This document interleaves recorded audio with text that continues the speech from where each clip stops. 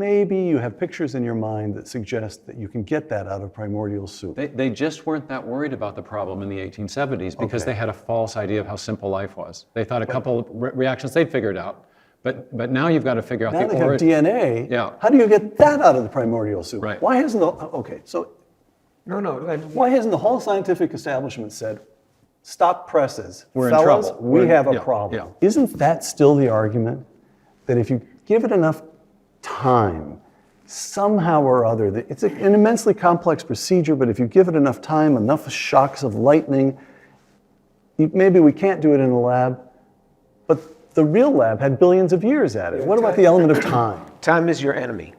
Time is your enemy. Listen, I don't want you guys to be tricked. I don't want you guys to be deceived. I don't want you guys to be believing something that you were taught at some point in school, but that is actually not scientifically true. I want the reality of the situation to be laid on the table and then for you to make a determination for yourself. What I find to be frustrating is when people are convinced of their conclusion based on false premises. And in this particular video, we're going to go into some of those false premises. It will be a test in your ability to withstand cognitive dissonance if you are believing in some of the things that, again, are presumed to be true, but not yet proven to be true scientifically. Hang in there, though. I believe in you. Hang in there to the end of the conversation. Then at the end, I'm going to give you guys some of my conclusory thoughts.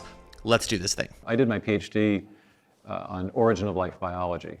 And one of my Cambridge supervisors, who also worked on the history of that field, had a well-known quotation. She said that behind the question of the origin of life is a deeper question, and that is the question of what are we trying to explain the origin of? And in 1859, in the 1860s, 1870s, the scientists, the early evolutionary biologists, assumed that question was going to be pretty simple and easy to understand. Thomas Henry and they Huxley, assumed that why? They assumed it because they thought life was very simple.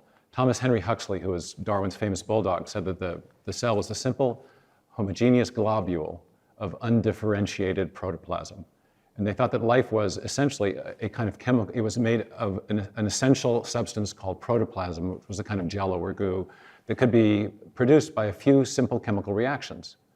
And our knowledge of what the simple cell is actually composed of, as Jim has just said, has advanced massively since then. Huxley had no idea, Darwin had no idea what we would discover.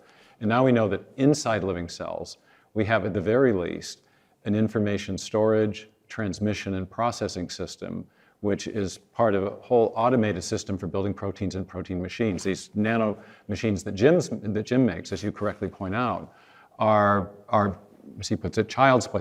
He has these massive chemical recipes that are involved, multiple steps, interventions, and manipulations to build the much simpler miniature machines that he can build. They're much simpler than the ones that are found inside cells.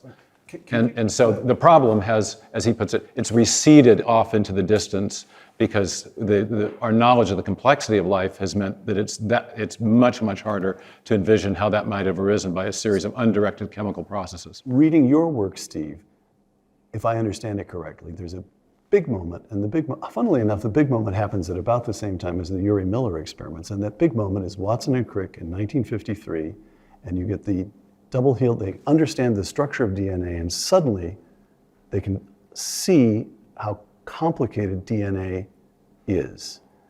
And every living cell, first of all, I want to make sure I get this right. Every living cell contains DNA. Is this correct? DNA, okay. RNA, proteins. So a few quotations that you present in your book, Signature in the Cell. Bill Gates, DNA is like a computer program. Biotechnologist Leroy Hood, DNA represents, quote, digital code. Richard Dawkins himself, the machine code of the genes is uncannily computer-like, close quote. So doesn't this pose just a gigantic new problem? Again, let Stephen Jay Gould and whatever they want to argue about evolution, we are concerned with this first box, and it's still empty. And the first box is the first life. Yeah. I want to be clear. There are theistic evolutionists. We're not talking about evolution. We're talking about the more primary problem of the origin of life itself, and the fact that if there is information that dictates what happens inside of the most basic cell, inside of the DNA, that raises the question, where did that information come from? Where did the instruction manual come from itself? They will get into this in a second. Let's do it. And not only is it empty, but Tour comes along and says, oh, you have no idea. The simplest forms of life require such complex chemistry. It is and then Meyer comes along and says, well, wait a minute, fellows, what about Watson and Crick? Every cell contains DNA, and you're not going to create a 3 billion item long strand of DNA with hitting ammonia with lightning, no matter how many times you do the experiment. Is that not correct? Well, right. This empty box is now a couple of a things. source of awe, really, Yeah, right? Exactly. If we go back to the Miller-Urey experiment, there's two big classes of problems. One is that they synthesize the amino acids using alleged prebiotic gases. They synthesize it based on gases in those flasks that don't simulate the actual atmosphere on the early Earth. But secondly, the amino acids that they produced were a mixture, and there was a mixture of all kinds of other things that had to be eliminated for those amino acids to hook up in a way that would be life-friendly. But they also didn't explain how they would hook up and how they would hook up in the precise sequence to actually form proteins. So it's like it's the difference between letters and words that means something. You have a bag of Scrabble letters and you dump them on the table. That does not give you a triple word score in the game. Okay, right. But the Watson and Crick discovery is seminal, but it's the beginning of a whole series of discoveries in what historians of biology now call the molecular biological revolution. In 1953, Watson and Crick elucidate the double helical structure of the DNA molecule. Right. But then 5 years later, Francis Crick, who was a code breaker in World War II, realizes that the subunits along the spine of the DNA molecule are functioning like alphabetic characters in a written text or like the digital characters in a section of software. In fact, George Gamow, one of the great physicists of the time, realized very quickly that the string of A's, G's, and T's along the spine of the DNA could be represented as readily represented as a digital bit string. And so what you have, and what Crick realizes, he calls this the sequence hypothesis, is that DNA contains information for the construction of the proteins and protein machines that are needed to keep cells alive. So it's very much like our modern CAD/CAM technology that's used in say, a Boeing plant, where an engineer will sit at a console, write some code. The code is then translated into another machine code that can direct the function of a manufacturing apparatus. So maybe at Boeing, the code from the engineer would put the rivets on the airplane wing in just the right place. Or younger people are aware of these 3D printers, yes, where we have digital information directing the construction of three-dimensional mechanical or other structures. That's what's actually going on inside cells. It's not just that there's code, it's code that's directing the production of three-dimensional proteins and protein machines that are absolutely essential for everything the cell does. So even the simplest cell contains DNA, and DNA turns out, and even, I presume I'm putting it correctly, correct me if I'm wrong, even the simplest DNA turns out to be a fantastically complicated and sophisticated instruction manual. Right. Is that correct? Right. And can I add one really quick cherry on top of this? You could fit the entire internet in terms of the amount of information, the amount of data into a single gram of DNA, just to give you a sense of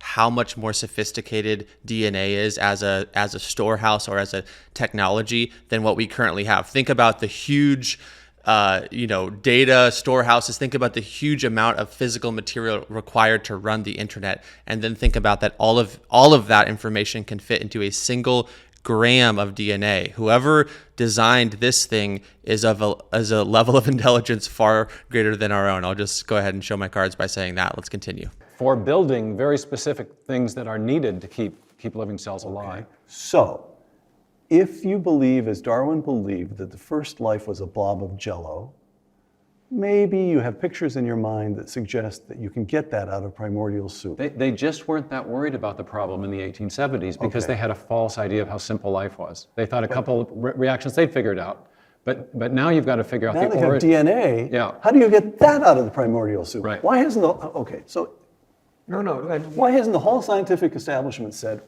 stop presses? We're in Fellas, trouble. we have a yeah, problem. yeah. Isn't, that's what I've said. I said time out. I had a whole article called Time Out. I mean, you're sensing the frustration. Welcome to my world. I mean, this is the problem. This is the problem. None of this works. It's a bunch of science fiction. It's really nonsense what these guys are putting forward. And they're building their careers around this thing, and money continues to this day. 40 million euros was just designated to, in 10 years, figure out where life came from. And there's about 40 researchers that in Europe that are going to try to do this. It's really nonsense. We don't even know where to begin. We don't know how to take the simple building blocks. What they're going to end up doing, and I'll make a prediction right here, what they're going to end up doing is something that's analogous to what Craig Venter has already done. They're going to take a living cell and they're going to knock some parts out of it and then put the parts back in that they knocked out and said, hey, look, we made life. You didn't make life. You started with a living cell. I mean, this is what they're going to... You started with a car, you took the carburetor out of one car and put a carburetor from another car in and said, hey, look, we made a car. Because they're not going to know where to begin. There's so many problems. It's not just 5 problems. I talk about 5 problems because these are 5 you're going to have to solve, but that's 5 of 5,000 that are facing you that just to begin. None of these do we know how to make the polymers. None of these do we know how to assemble them. We're just lost on every phase. It is a big scam. one more question. Jim, I'm going to quote you again. I'm quoting your article. Imagine that the world's best synthetic chemists, biochemists, and evolutionary biologists have combined forces to form a team, a dream team. Money is no object. They have at their disposal the most advanced analytical facilities, the complete scientific literature, synthetic and natural coupling agents, and all the reagents their hearts might desire. They have a lot of things I don't even understand, but they have it all. Have it all. Carbohydrates, lipids, amino acids, and nucleic acids are stored in their laboratories in a state of 100% purity. Would the dream team, I'm continuing to quote Dr. Tour, would the dream team please assemble a living system? Take your time, folks. Take a few billion years. Nothing? Well, well, well. Okay, Jim. This expresses your frustration. I get that. But there's one piece of this that still puzzles me. You say take a few billion years. Isn't that still the argument? That if you give it enough time, somehow or other, it's an immensely complex procedure, but if you give it enough time, enough shocks of lightning, maybe we can't do it in a lab, but the real lab had billions of years at it. What about the element of time? Time is your enemy. Enemy? Time is your enemy. Yes, because those organic In the 50s, George Wald, famous scientist who worked on the origin of life problem, said that time was the hero of the plot. Right. Give it enough time that what's improbable will become inevitable. But Jim has I'm perfect for you because I was using old textbooks in high school that were probably printed in the Well, we 50s. all still So get this this. is what's we in my get head. these, yeah, same stuff. So the compounds decompose. All those beautiful chemicals that they have stored in their labs in 100% purity, after a few years, they're not 100% purity. In fact, the RNA, after a few weeks, has undergone significant degradation. So the whole idea is that, oh, well, somehow one RNA formed and then it took off. If you have one RNA molecule, if you figure the half-life of RNA may be a month in water, you have to change that to a probability. That one molecule has a few hours to survive. It doesn't survive. Just like your pharmaceuticals, it says don't take this after 1 year. Now you want to wait billions of years and see what it's going to become? Everything goes bad with time. These are not even stored in very, very strict conditions, but even if they are, there's always a degradation rate. So time is your enemy. So if you happen to have all of those chemicals, they're all going to go bad. Your time is your enemy. It's the enemy of being able to do these things. In fact, every organic chemist knows this. If they go home for the weekend without treating their compounds properly and bringing them on to a stable state, they come back after the weekend and it's fallen apart. I mean, you pay the price for this sort of thing. So you don't have the time. Time's your In enemy. these Miller-Urey type experiments, there's a problem called interfering cross reactions, where you get, yes, 2 or 3, maybe 4 or 5 protein-forming amino acids, but there's all kinds of other chemical compounds that are also synthesized in those same experiments, and they will quickly react with the things you want and form, in the case of the Miller-Urey experiment, the sludge was called melanoidin, and it's moving in a life-unfriendly direction. So what the chemist has to do is effectively intervene to remove the byproducts that are unwanted, to allow only the things that are wanted to continue on in the simulation. But that's The chemist has to play God, which is cheating. God, exactly. It's an intelligent intervention. And What is often presented as a very neat and tidy solved problem that as if the world that we experience, the reality that we experience, can be fully answered, fully explained on a pure materialistic worldview. That's what I'm contending against. I'm saying, no, there are gaps inside of the materialist story about reality. There are gaps that are not explained inside of the materialist story. And I'm not making this video to just default into or just to stuff God into those gaps. I'm just saying that these gaps are real and that actually there's information that is pointing towards an intelligent designer. For example, we know of nothing else that can create information other than mind. And here inside of the DNA within the cell, we see a vast storehouse of information. So I'm not applying God into that gap. I'm saying, let's follow the evidence in the direction that we do every other time. When you see a book, you infer to an author. When you see, again, the entire internet inside of a single gram of DNA, it raises a pretty intuitive question. Where did that information come from? Where did the library of information that gives specific instructions to the cells in order for them to know what to do, where did that library of information come from? Again, I'm not saying that this video takes you all the way to Jesus of Nazareth. I'm not saying that. And I know I expect in the comments, which of the 4,000 gods are we talking about? I understand that this type of video is only a beginning point or a stepping stone.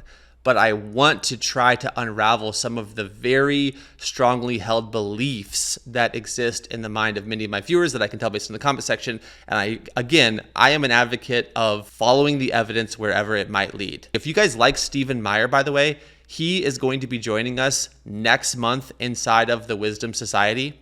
We're going to be reading his book, The Return of the God Hypothesis.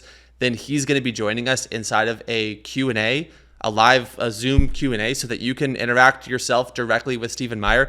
If you don't think you want to be a part of the Wisdom Society for the year, if you just want to hop in for a month just to be a part of the Stephen Meyer chapter of the Wisdom Society, then consider joining it. I really want people to benefit from the Wisdom Society. So if you're interested in that, if you're interested in joining Stephen Meyer and the Wisdom Society, click the link in the description. Thanks for watching this video. I'll see you guys in the next one. If you enjoyed this video, please consider joining the Wisdom Society.